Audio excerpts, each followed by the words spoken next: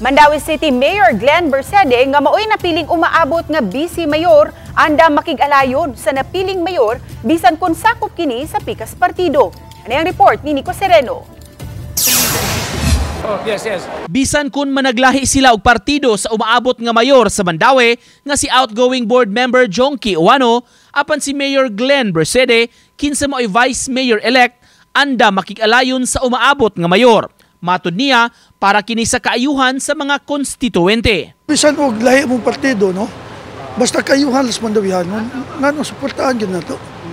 No? Nagtuo man sa ko nga ug sa mga project na humanunon, nawa na humanon sa gitiga sa bag-ong mulingkod ni mayor.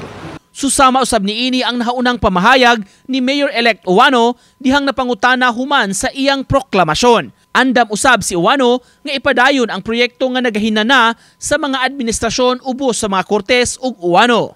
Gigastuhan naman as pundo sa syudad sa Mandawi ato nang ipadayon regardless kung kaning politika magtuyok ra man gud ni kauban ta karon magkontrata sunod magkauban na sa tagbalik.